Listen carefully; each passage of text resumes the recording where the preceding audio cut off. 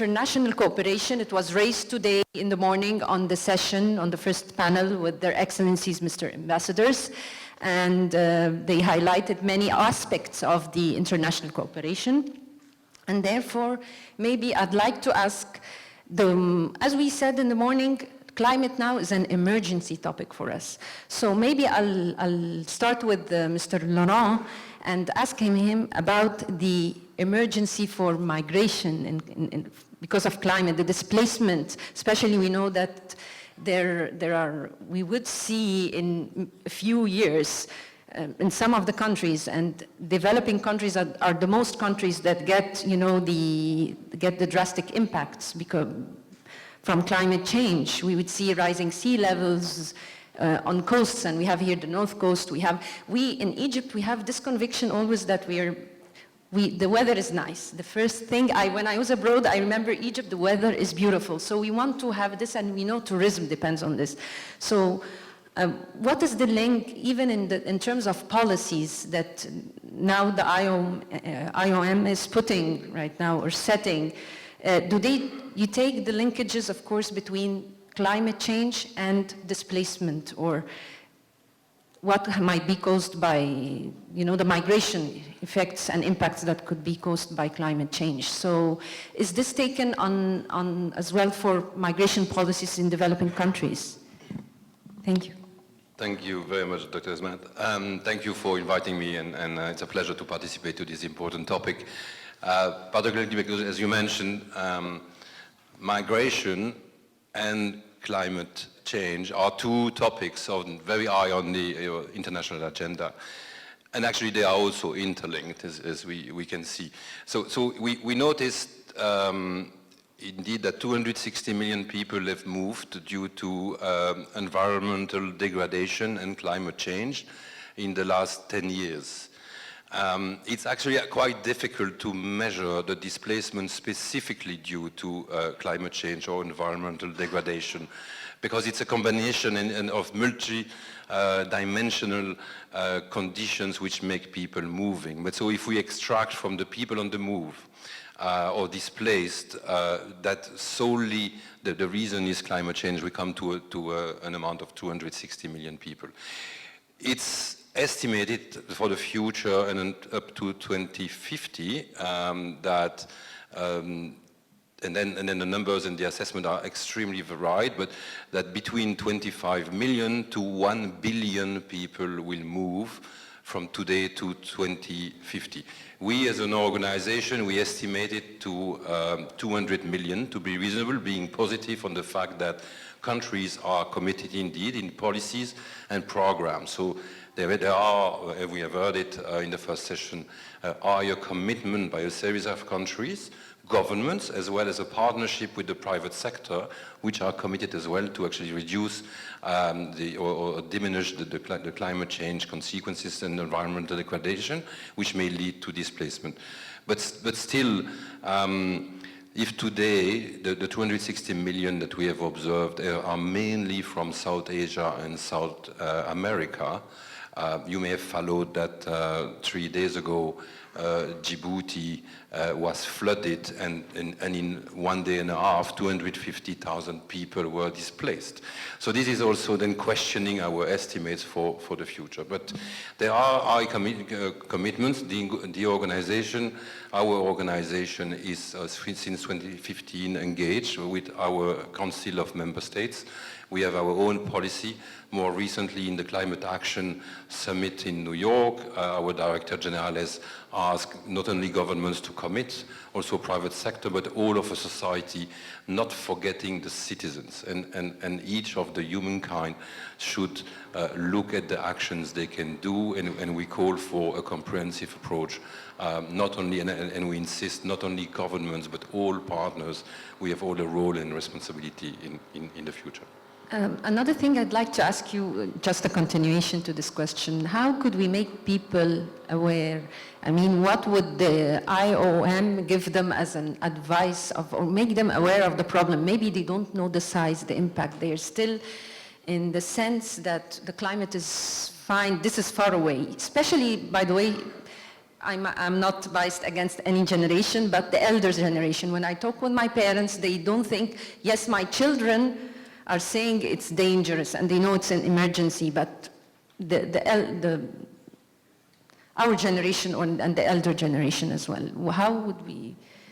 Yeah, but well, there are institutional commitments like the preparedness, mitigation measures which can be taken by authorities and institutions, but that it's indeed removing the responsibility from the citizens themselves. We believe that education is extremely important, but education and adult learning might be complicated. There is huge resistance to change. We have to admit that we all believe that we have to recycle plastic, but if I look at this room, I see 100 bottles around us. So we are committed, but we have an issue because we don't actually implement, believing that as an adult, our contribution might be minimal. Actually, we have to commit all to make a change. It might be far more easier to make the change from the youngest, and we see the youth commitment actually, but so education, insertion of programs, informing about climate change, consequences of environmental degradation, to not only from our side and our perspective a mobility or a displacement, but any consequence on the society is really essential. And I always believe that when I am a child, my parents are educating me, but I believe that myself being a parent today, I'm educated by my child. And so I think we have to actually open a dialogue to the youth. The youth are telling us something. It's an important moment to us to listen to them because they may not believe in us anymore. We are, to me, at a point where institutions who commit politically but do not actually act, do not permit a dialogue and actions undertaken by youth. If we don't look at that, we may actually be discredited and have a gap between generations. Okay, thank you very much. Thank you. Another aspect of international cooperation, Dr. Allem, Dr. Hussam, we would like to ask about, of course, your long experience on environment, and not only from one perspective of the technology and the know-how of environment, but rather from the policy front as well, right, and financing.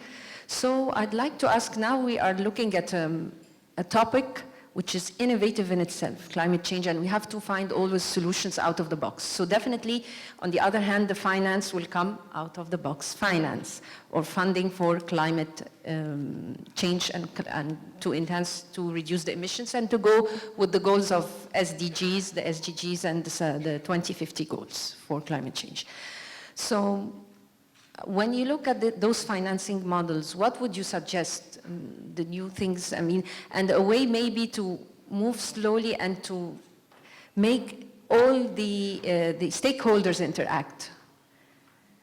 Like, for instance, there are several countries, you know, in the morning we've touched upon the taxes, carbon taxation. Are there, for instance, from your side, another type of incentives that we could give production and firms and industry so that they move into a green level of manufacturing and industry? Maybe the green bond, I don't know, you can. First of all, I'd like to thank the organizers for inviting me to this important event. Actually, you have a lot of things in your...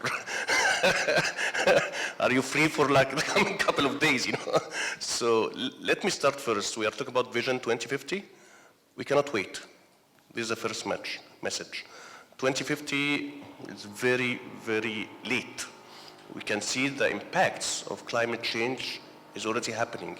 If anyone went to Google and tried to get the maps for Dumyat from 1970 until now, there is a huge area has disappeared under the water. So if you are talking about migration, I think there are people living in this area, they are now migrated to another area. So the effect of climate change is a past now. It's not even a future. It happened. If you are going to talk about the economical sectors, agriculture, the new diseases for plants will prohibit from cultivating special plants. The new temperatures will provide an opportunity for new crops. So this is the issues that we need to discuss it. the main obstacle that we are using words that nobody understands it. We think that when we talk about the issues of climate change and stuff like this, green economy, all these issues, they think that we are not from Earth. What are talking about? Green economy is agriculture. So the main message is like we need to speak the language that the people understand, which is dangerous issues and opportunities. And when you clarify the opportunity, the fund will come. Yeah. This is a very crucial issue. Let's say I give another example for Egypt, lead lighting. When the political will said we need to change to lead lighting, it opened opportunities for businesses to import and to manufacture lead lamps in Egypt. So this is a crucial issue that you need higher level that can see the whole picture. Because if you go for a specific sector, they only think of themselves only. Just to give you an example, now we are comparing between two environmental friendly technologies, CNG buses and electrical buses. But what is the better for Egypt? Is it CNG? You are going to reduce emissions, okay? But you are misusing your resources. The CNG can be, the natural gas can be used in petrochemicals, we're going to generate much higher profit. But when you use it in engines, the engine efficiency is 20%. If you use the natural gas in electricity, the electricity generation efficiency more than 50%. So here what we need to talk about it, we need to show the decision makers the benefits of every scenario. We are going to say scenarios, and for every scenario, the funding will come. The main issue in the past that the green projects was not bankable. There is no benefit, economical benefit, but currently there is. So we have a change of the business model then, in this sense? No, the business model is the same. It's not changing. It's the sector has changed. The technology is available now. As I'm saying, the lead lighting is available now. From 10 years ago, you cannot go for the government and tell them, okay, we are going to provide you with LED lamps for 30 pounds. They go for 1.5 pounds, of course, or they will go to jail. But now, the technology is available for greening the different sectors. You talk about water. Now, if you put the government, have, let's say, the code, building codes, that you need to use water, less consumption equipment, this is an opportunity for private sector. So imagine if you get a contract from the government, you will go very easily to the bank that will financing you. Of course, now we can hear a lot about green bonds. We had like an agreement with the Islamic Development Bank and they are launching their green bonds. The main question, who is going to say this is green or not? This is an opportunity for the region because no one in the region until now can give this accreditation.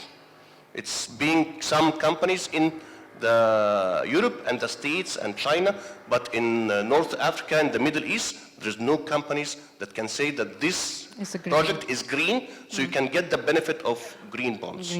So this is an opportunity. So there's a lot of opportunities. We don't need to talk about green activities or sustainable activities as if it needs subsidy. No, it's bankable by itself. But without regulations on the national level, it will not be bankable. Which will bring me back to my question again about regulations. Of course, if you have funding, if you have technology which enhances and promotes sort of the business model and the funding, as well, regulations are very essential on this platform. I would just like to first move to Mrs. Fani and ask her maybe about her, what do you really do in terms of initiatives and in terms of your hands are on the practical field world in the agriculture, and of course, you use a knowledge-based type of production, I believe, or maybe projects, so you can tell us more about this, maybe from the business point of view to an extent. Sure, thank you very much. I also want to thank the organizers, my friends Ashraf and Nancy, for inviting me. I would like, in addition to answering your question, to bring up a piece of information I have come across, which in fact follows on what you have just said. And that is, I have noted the results, here they are. That is a new production from The Economist, which they call the global, Resilience to Climate Change Index. And the figures they're coming up with are pretty frightening, which is that the global GDP, planet-wise, by 2050 will decrease by 3% due to climate change. And guess what? Of course, it's the rich countries who will be the less impacted. So according to that index, North America would be impacted by 1.1%, and Western Europe by 1.7%. The worst case is, of course, Africa, 4.7% loss on an index of 5. So, and of course, the relation with governance and countries' governance is a key factor, because it's not just to the decision, the political decision-making, which creates, of course, the opportunity. It's also understanding that what we're talking about when we say climate change, and then I'll come to agriculture, it has to be looked at in a holistic manner. Now we talk about the nexus, water, food, energy. And you cannot anymore talk about any of these three components if you are serious, without looking at the three components in the same time, because it's only then that you do the right decision, that you can figure out which is the best course. So, coming to your question and agriculture, we have, over the past 5-6 years, used the knowledge we have gained in our team in terms of managing information and the importance of information as the sine qua non condition for development. And we all know that in our part of the world, not only the Middle East, but the whole of Africa, information is not available, so you cannot possibly take the right decisions without information. And that is true not just at the level of the government, it's just as well as the level of the small farmer. I happen to have the opportunity, now that I'm involved in agriculture, to also be part of a group of European institutions and African institutions, and we're working with programs related to European Union and African Union cooperation. The scheme, the overall scheme agreed upon is food, nutrition security, and sustainable agriculture. Sustainable agriculture implies biodiversity, and I'm speaking in front of our master, Dr. Adel El-Biltagi, so I need to make sure that I'm not saying any mistake. So what I would like to highlight is that we have almost the whole continent present in the room. And all the countries, all the organizations are looking at Africa to move into Africa as the one area for investments. There are 950 or 960 million hectares in Africa which are waiting to be developed. Will it be commercial farms and create more emissions, or will it be sustainable agriculture?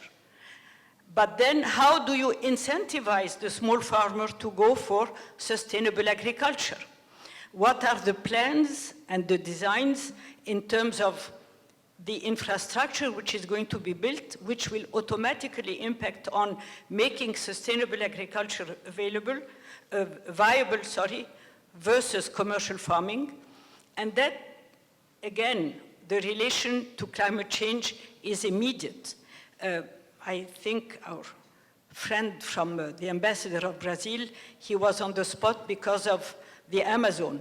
But the second largest forest is Congo. And Congo, what's going on in Congo is exactly the same thing, cutting the trees, commercial farming, and so on and so forth. So that's the, from my view, the very, very important point which should be taken in consideration.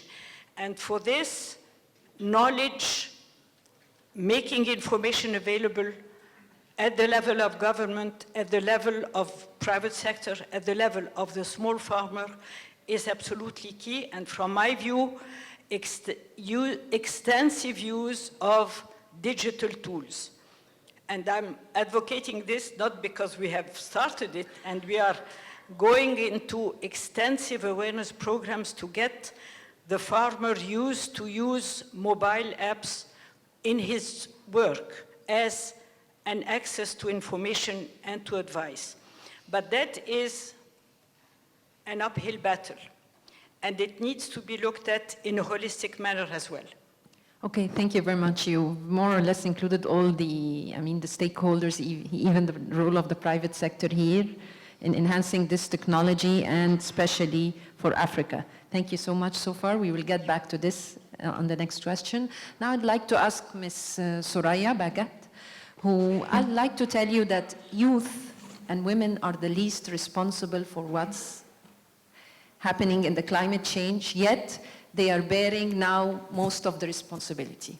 And they are, in fact, the enhancers, the change, the motivator, right? So maybe, I know you would like to put more into the discussion, some practical examples, but I'd like to ask you, would climate change, what's happening right now, we know there's the gender gap already, and this is another discussion separately, but would this give more opportunities for gender, maybe for women, especially for the youth and so forth, especially given your practical cases that you're going to talk to us about? Thank you very much for having me. I apologize in advance that I'm a bit sick, so I'll try to speak clearly as much as I can.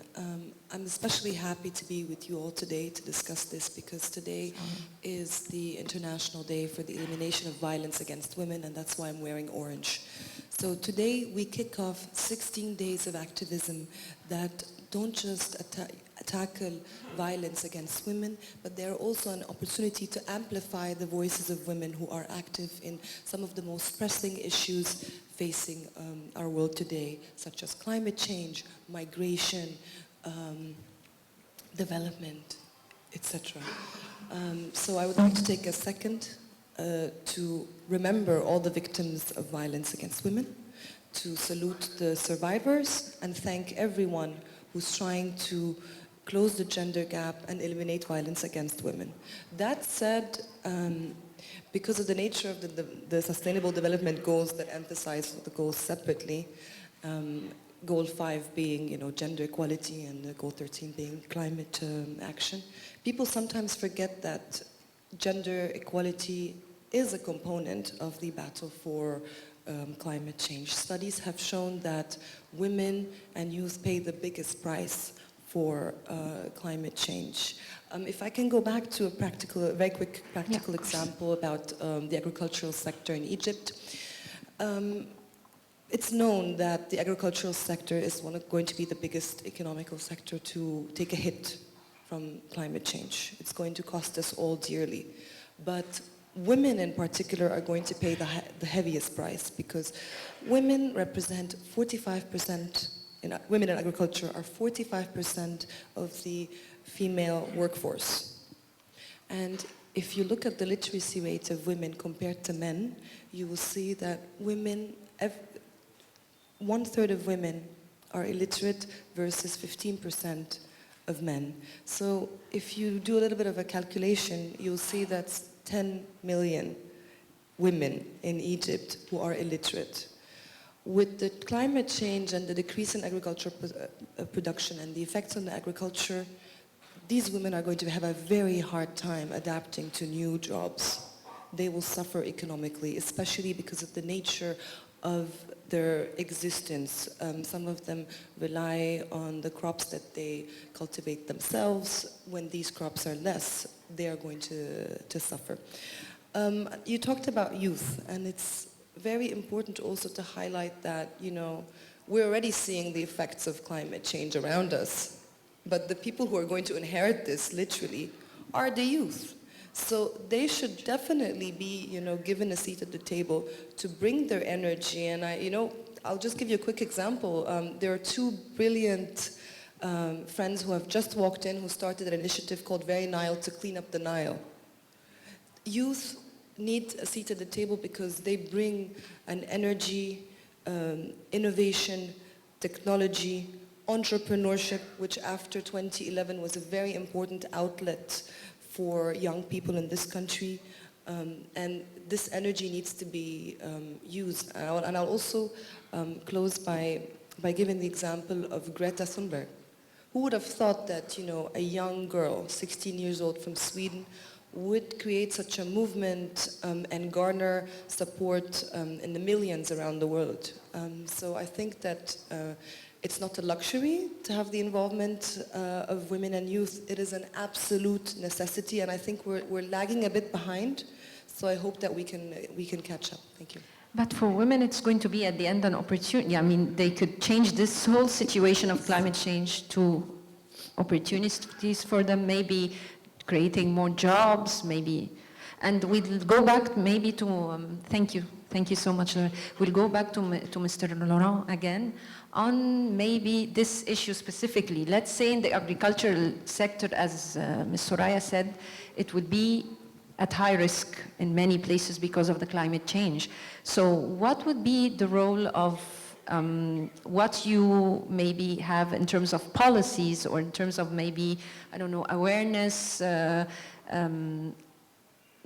maybe adaptations strategies for people in this context if they lose their jobs in agriculture or they have to be displaced and move to other places, for instance. So how do you tackle this issue? Yes. No, absolutely.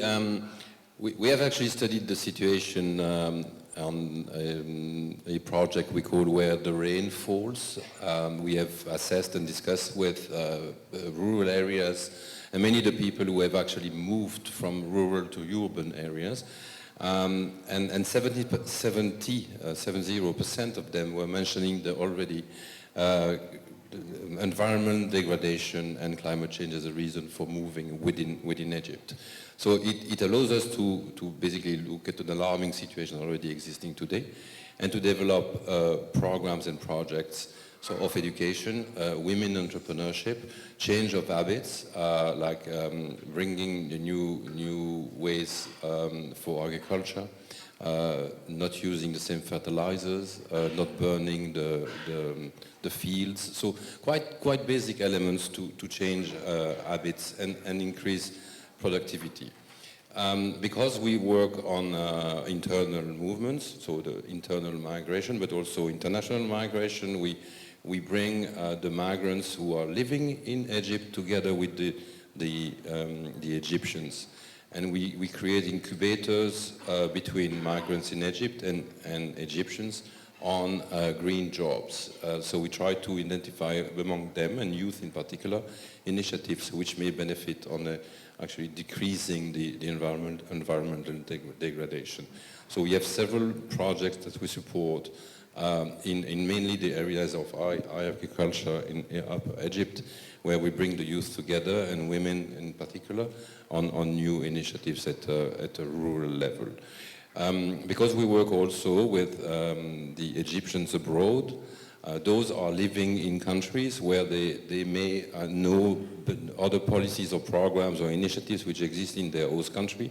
We invite them to contribute, and not only financially but also intellectually and technically, to support projects at the country of origin level. So we bring the expatriates either specifically in Upper Egypt for supporting some projects. There are initiatives which are on waste management or change of agriculture, productivity system. So to linking all actors.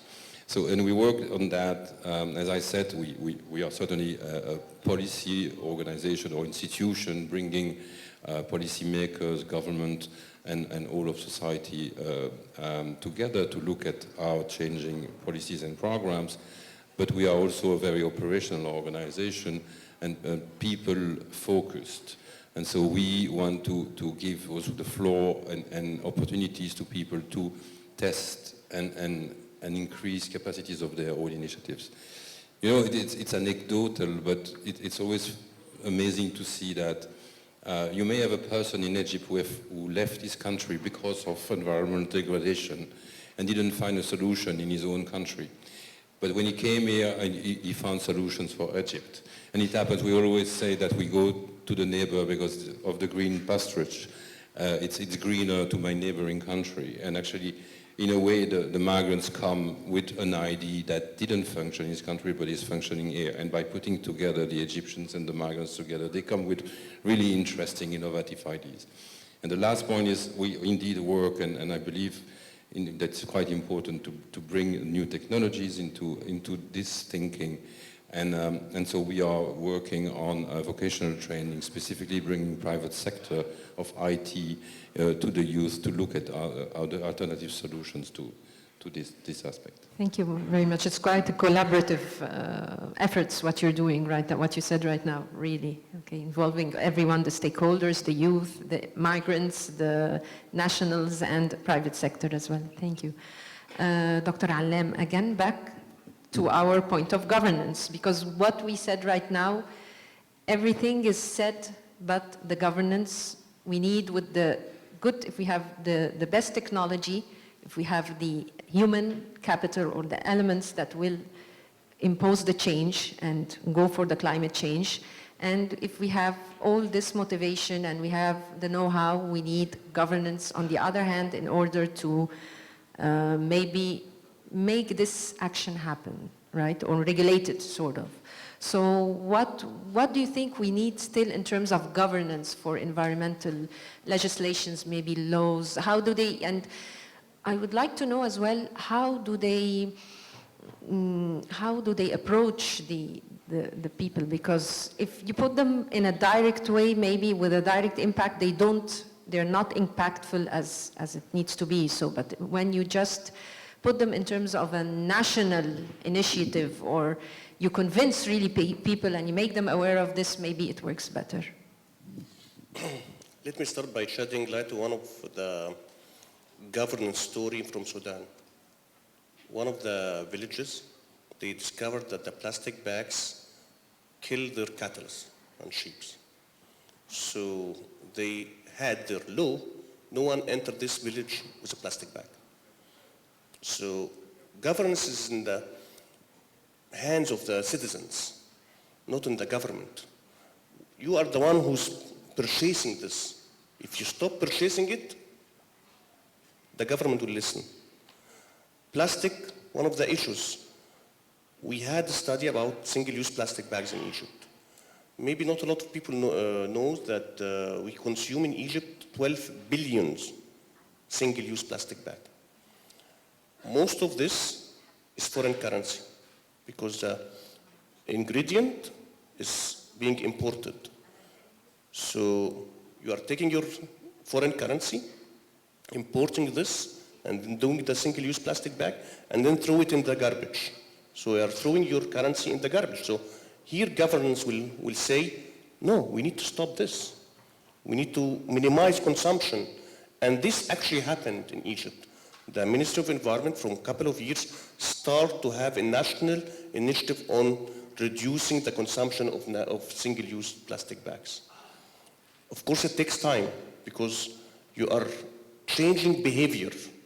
But when we will see it in supermarkets and big mega stores, and will we see, because of course abroad when you go anywhere, there are no plastic bags. I'll just give you an example for this. The 7 mega hypermarkets signed to be partner in the initiative. And at the beginning, they didn't know that there's an alternative. Some of them. They didn't know that there's an alternative. Some of them thought that the alternative is like 100% more cost. And when they discussed it with the producer, they found that it's only 10%. But they came and said, but we cannot do this with money. We cannot provide the plastic bags like abroad with money because others are providing it for free. So here governance will come, regulation will come and say no one will take single-use plastic bags for free. They need to pay for it. Because we find that whatever is for free, you misuse it, you mismanage it. So this is another issue for governance. We need to put the regulation that not to misuse our resources. We have a huge opportunity in Egypt, let's say, for sustainable tourism. A lot of beautiful places, nobody here in Egypt knows about them. I think if anyone went to Lebanon, Jaita cave, We have 2 in Egypt. Nobody knows about these 2 caves. Imagine the millions of transportation and tourism that can come to this area. So how you are going to make a governance for these protected areas, like Ras Muhammad, the governance. So governance is not a word, it's a behavior. Behavior starts by the citizens, that we need to save these resources for the other, to be used by us and to our children. Thank you. Thank you very much. It's a very important point. And behavior, in fact, was my next question, because through what you said, of course, Dr. Alem is very correct. When we need to start with behavior. And you were changing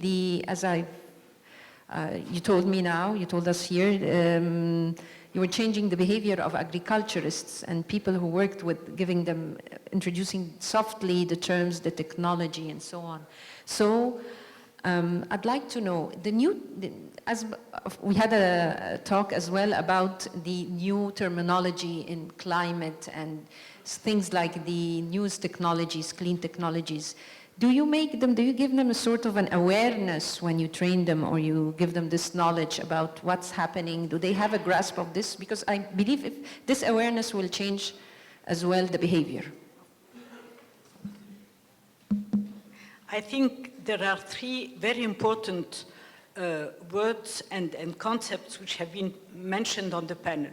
One is tourism, and Ilham Zayat is here. Of course. The other is women, and you have now brought up awareness and information. I assume, and that's food for thought, maybe for the think tanks which are starting, that maybe tourism could be the link between all the countries of the planet, and using the shame approach on Facebook, it's obvious that when you come to Egypt, when you see garbage in the streets, because climate change awareness goes with the concept of cleanliness, and women, I think, have not been brought on board in what concerns the issue of handing the garbage and managing the garbage at city level. So that's one aspect. The other aspect is that, again, the awareness. Maybe we can come up with designing major awareness campaigns and getting companies to fund those awareness campaigns. There is an enormous effort using the modern technology tools, the social media, which create those influencers and so on, to build up the awareness at village level, at all the different levels, as to the relation between climate change and well-being, and getting, again, youth involved in this, and definitely in what concerns ecotourism, besides the caves, we have beautiful agricultural landscapes, and they are being spoiled on and on and on, and every day more, because of the lack of awareness, and also, to be honest, the fact that citizens are not empowered to take in their hands the management of their village. But that is another issue, I suppose. Okay, thank you so much. We'll go back to Ms. Soraya, and maybe I'd like you to put right now a message for youth and women here. And, you know, if it's a global message. Yes, we are acting on it's a local action, but of course it gives a global impact to women and youth. How do they make the best out of what's happening around them, maybe, like the climate change? Well, I'm very humbled to be given this opportunity to make a message. I think I will start with women. Just remember that you are key economic actors and consumers.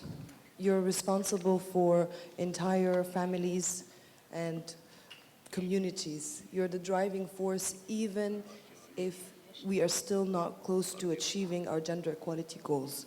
It starts with you. You are the example. You are shaping the youth of tomorrow, who are going to be, unfortunately, the ones who are going to deal with I call it the climate change hangover, because they're going to be, unfortunately, waking up to deal with what, generations have done to our climate. So my message to them is, it starts with you. Please don't just ask for the seat at the table. Take it, claim it, and claim it with your actions. So many women and youth have started initiatives. I referred to one, the Very Nile Initiative. There are many others who have started their own community level, national and international volunteer advocacy and action initiatives. So my message is, please don't give up, take a stand, and grab that seat at the table. Okay, thank you very much. And then at the end, we would like to give a wrap-up. Maybe your own personal, I'm not going to say again a message directed to the youth, because most of the messages here we've said so far were directed to the youth as well, and involving the youth actually. Maybe I could say a general message and from the international cooperation side about alerting about the urgency of climate change and the most important thing we should take now. If we can, all of us give our personal reflections. That's a challenge. Well, if we consider that there is a definite interest from the international community and international organizations towards our part of the world, and recognizing that you cannot deal with climate change on a country-per-country basis, doesn't work like this. So if we look at the interest of European, Chinese, now the Russians, American, of course, to Africa, to present the case of let's recognize that the model does not exist, of what should be developed, again, from the agriculture point of view, because at the end of the day, agriculture is nutrition. It's the main economic sector in Africa as well, and the #1 provider of jobs for women and youth in the same time, and which can empower both women and youth in a sustainable manner. So to come up with a joint effort, recognize that the model is not there, recognize that it cannot go on by piecemeal, because even the largest international research organization recognize that they go on by a project here, a project there, and so on. That's not the answer. So this understanding that this is the challenge, and how can we better coordinate the programs we are proposing in relation to the nutrition and food security. Okay, thank you. Dr. Allem, please. Well, climate has changed. It's not still changing, but has changed already. And I think the power is in our hands, the consumers. If we are going to be wise consumers, this would provide new opportunities for green jobs. Just give you one example with this meeting. You can see this is a very crucial example. The hotel want to sell a lot from this. But as sustainability, this is not the right solution. It's at least get the larger bottle, you'll have less waste and less water. We'll assure you next climate neutrality, you will find the We are solution for promoting this. sustainability in our Everything that is events. unsustainable will make it sustainable. So imagine if most of the events come to the hotel said, no, we don't want this. We want larger bottle. Or even we want jars.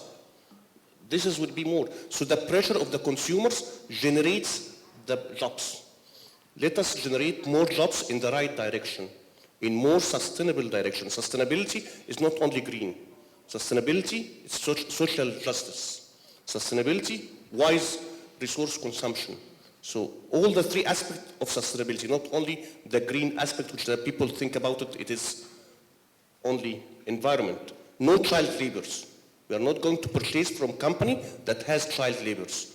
This need to be very clear and very transparent. And this will generate more jobs. And when you have these new requirements, they will get the funds from the banks, because there is someone would like to purchase this new product. It will be genuine. That's why the funding will come. Yes, sure. Thank you. Thank you very much. Thank you. Very well said. Mr. Laurent? Thank you. I think it's to a certain extent a luxury to be an actor of change, because we can all, I believe, in this room be an actor of change, and we are not necessarily that. But I think we have a civic responsibility for those who have less chance to actually be an actor of change.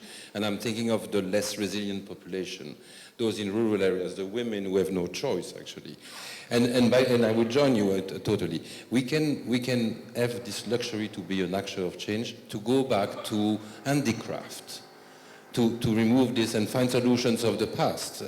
There was not that much plastic 30 years ago on Earth.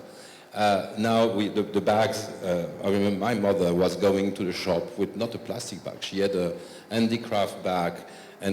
So we may purchase in rural areas solutions which will provide them with economic growth, empowerment, by just making a choice. And we have this luxury to actually make a choice. And as a consumer, reject some habits of modernism that we have taken and move to rural handicraft, which will empower the women and the youth. Thank you so much. Ms. Soraya, please. I echo everything they've said, and yes, it's power to consumers, power to us to make a change. So I think, so I don't repeat what you guys have said, I'm going to make a small reminder. We talk about the SDGs all the time. You know, we go to conferences, governments keep telling us in line with SDGs, this and that and that. So I'm going to read out two very important ones, because this is a reminder of the commitment that was made in 2015, and 2030 is not that far away. It's only 10 years from now. So SDG 2, by 2030, double the agricultural productivity and incomes of small-scale food producers, in particular women, including through secure and equal access to land, other productive resources and inputs, knowledge, financial services, markets, and opportunities for value addition and non-farm employment. SDG 5, achieve gender equality and empower all women and girls.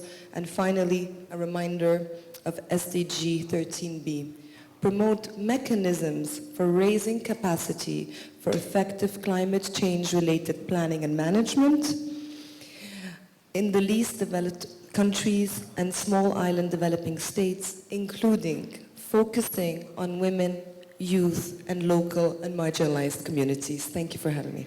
Thank you so much for this wonderful, wonderful panel and wonderful discussion and lighting. I'd like to thank you all again, starting with Mr. Laurent de Bouc. Thank you so much, Dr. Hussam Allam. Thank you, Mrs. Dora Faani. And definitely not least, thank you so much, Ms. Soraya Bahgat. Thank you so much. Please, ladies and gentlemen, honorable delegates, join me in giving them a big round of applause. Thank you so much for this wonderful time.